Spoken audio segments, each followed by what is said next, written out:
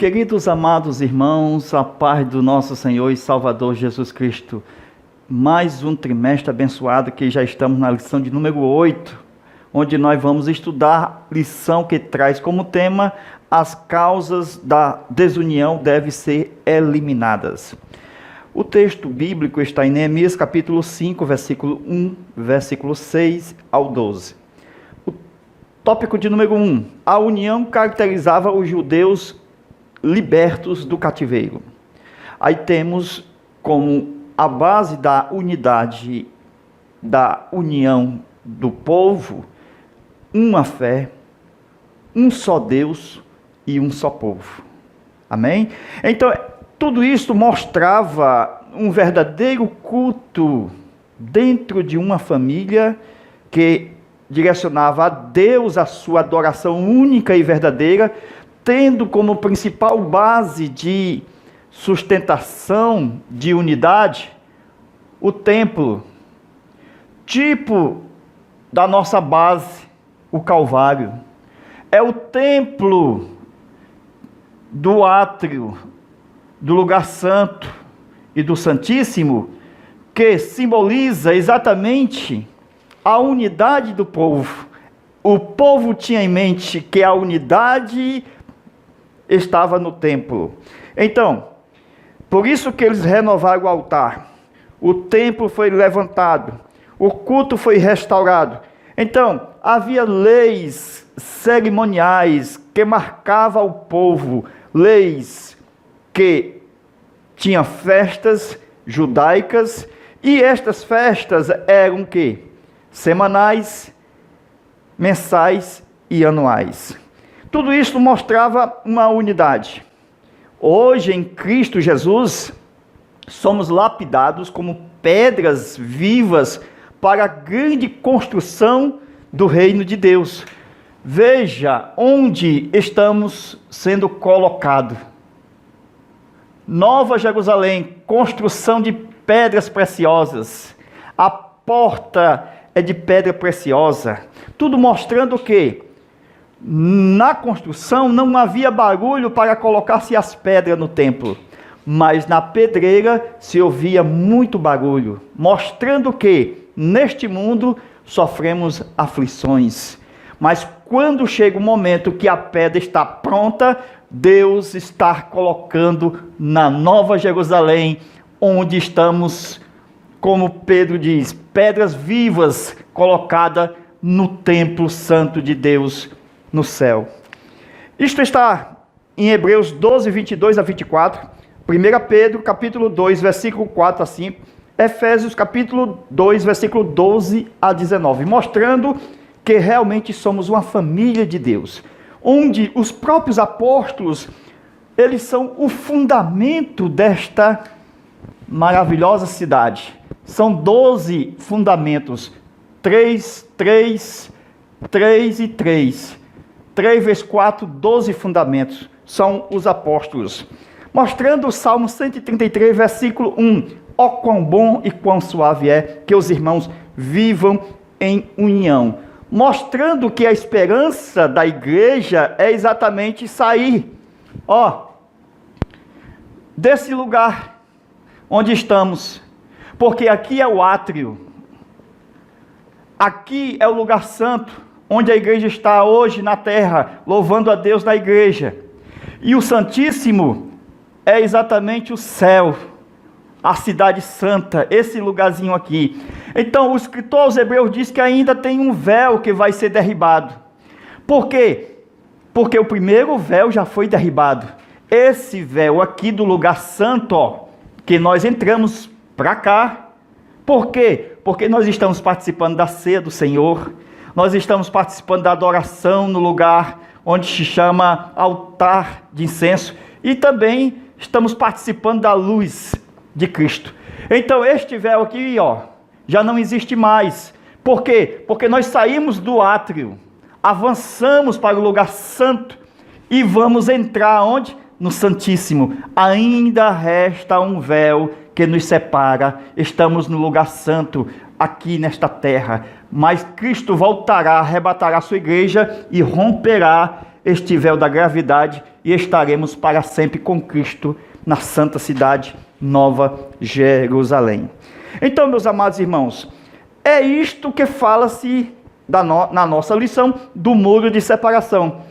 Cristo desfez da cruz do Calvário este muro de separação entre os povos. Em Cristo nós somos um povo só. E as cortinas do tabernáculo, do templo, mostravam esta separação. Porque Deus, ele vinha no lugar santíssimo. Mas havia um véu, 2 véus, 3 véus. Então tinha que ser rompidos os véus. O homem, ele tinha que chegar até Deus. Chegai-vos a Deus e ele chegará a vós. Então, amados, tópico de número 2, união entre os judeus estava ameaçada. Aqui nós temos Neemias capítulo 5, versículo 1 ao 6, onde vamos ver as injustiças dos povos, do mesmo povo, sendo os mais ricos, nobres.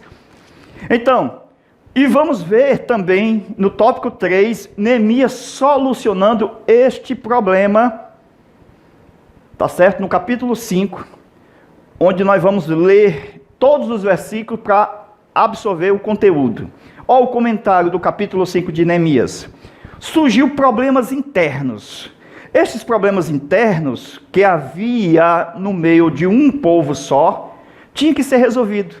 Por quê? Porque um reino dividido entre si mesmo não pode subsistir. Satanás, ele vem ferozmente, de todas as formas, externamente e internamente.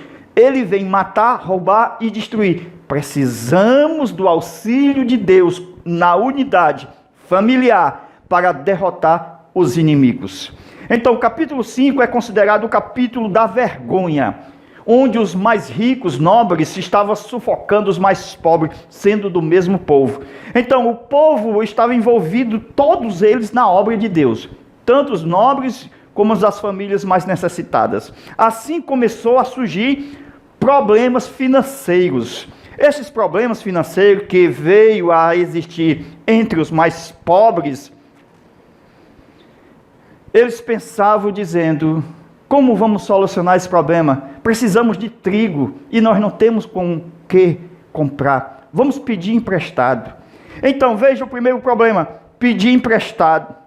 Outros diziam o seguinte: não, vamos ver se empenhamos as nossas casas, as nossas vinhas, as nossas terras. Ele estava disposto a viver melhor, a ter uma sobrevivência, porque é diferente entre o viver e o sobreviver.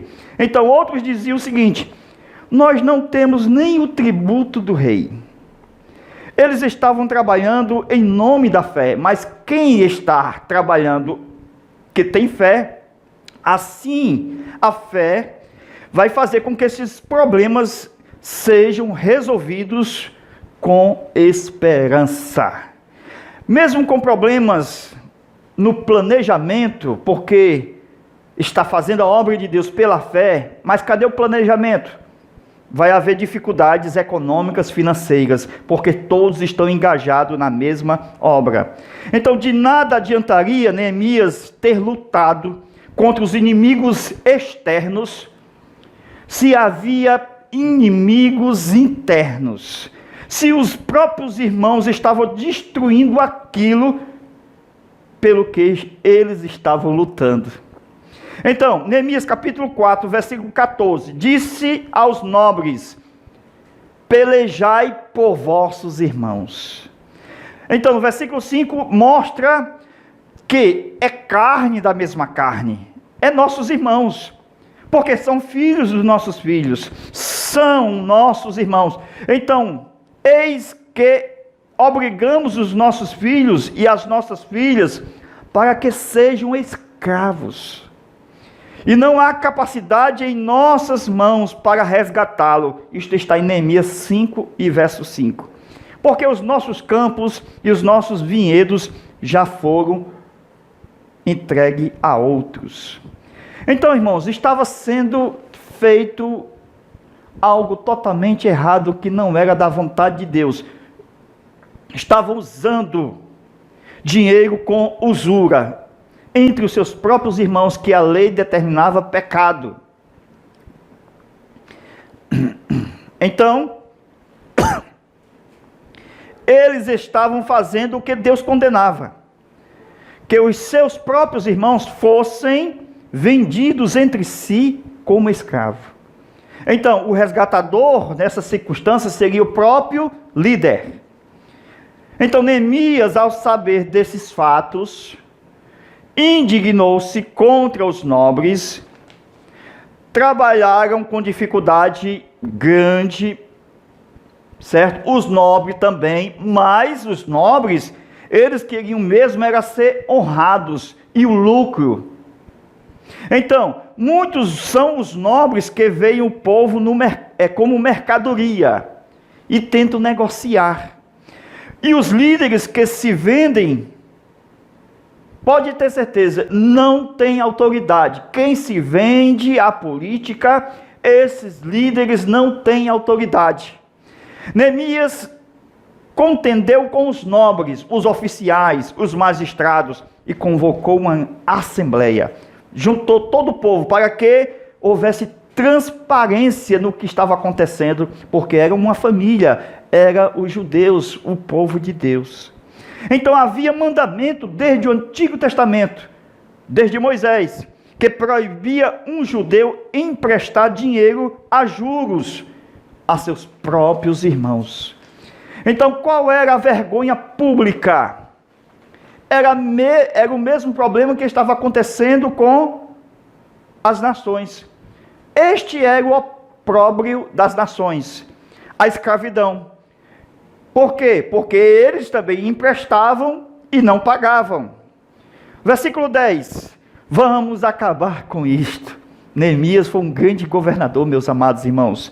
O povo vivia uma luta externa interminavelmente contra os seus inimigos, mas a luta interna contra os escravocratas lhe era uma vergonha ainda maior. Então, Neemias estava experimentando a graça, grande líder dos seus tempos, a graça nos dias da lei. Então, ele disse, versículo 11, restituí-lhes hoje mesmo. Não é assim o evangelho ser pregado no dia que se chama hoje? Restituir hoje mesmo. Zaqueu disse, se eu tenho defraudado alguém, restituo 4 vezes mais. Então, era um verdadeiro ano sabático, antes que acontecesse o tempo. Glória a Deus. Por quê? Porque era uma graça manifestada no líder. E assim somente a graça poderia proporcionar um viver assim. Os nobres juraram na presença do sacerdote que iriam restituir tudo que tinha roubado do povo. Então, o povo agora estava livre da sua dívida e do pagamento de usura, e assim o povo começa a louvar e começa a prosperar. Neemias foi um bom governador, porque ele não desfrutou das regalias de governador que tinha durante 12 anos. Quando a obra de Deus avança, mesmo com seus labores, e o líder abdica geralmente de quase todos os seus privilégios, mantendo fidelidade a Deus, receberá depois o verdadeiro privilégio. O temor do Senhor está disponível a todos os líderes que querem buscar a Deus. Jesus, ele tinha os 7 Espíritos de Deus, mas a primazia estava no espírito de temor. Então, Jesus se deleitava no espírito de temor. Neemias também, ele declara que, embora tenha sido constituído governador daquela região, ele não comia do pão que lhe era devido. Neemias foi enviado a Jerusalém, não para ficar rico, mas para servir a Deus. Ele não queria viver à custa da miséria do povo alheia. Então, se nós abdicarmos de um pequeno salário, Deus saberá nos recompensar com grande abundância. Ao povo que trabalha, tem alimento, tem comunhão e alegria. Então, as famílias começaram a pedir emprestado. Como não tinha como que pagar, eles começaram a oferecer seus próprios filhos como penhor daquela dívida. Então a questão tornou muito grave, porque eles já não viviam porque a família se estava despedaçando-se. Então se sobrevivia. Quando nós vivemos emprestado, sem garantia de pagar, nós sobrevivemos. Terrível, né? O empréstimo. Os empréstimos cometem os maiores valores de nossa vida. Quem vive no empréstimo sem ter garantia, a sua família está despedaçada. Deus tem uma vida para nos oferecer, e não é uma sobrevivência, mas é uma vida com abundância. Jesus disse: eu vim para que tenham vida, e vida em abundância. A vida que Cristo prometeu na cruz do Calvário não é de 70 e não é de 80 anos, mas é uma vida eterna, infindável, sem fim. Então, em meio a uma grande construção, precisamos estar unidos e jamais dividir o reino, porque jamais prosperaremos se dividirmos o reino, porque Satanás são, com seus demônios, os nossos inimigos mortais, porque tanto ele vem por fora, como quer nos tragar internamente. Esta filosofia que no meio do povo de Deus, emprestando com usura, Neemias se enfureceu com essa atitude, essa filosofia. Então, como podemos tratar o povo de Deus como mercadoria, irmãos? Neemias viu aquela barbaridade, e como eles estavam ali, Neemias disse: isto são pessoas, isto são seus irmãos, é carne da mesma carne, são vidas que estão vivendo como sobrevivente, que precisa mudar de rumo, mas os nobres se aproveitavam da desgraça, e vão pagar muito caro por isto. Precisamos perdoar as nossas dívidas, é uma doutrina do Novo Testamento. Quando nós não perdoamos as dívidas daqueles que nos rogam com sinceridade, nós estamos deixando Deus também nos desperdoar, uma vez que Ele só nos perdoa se nós perdoar.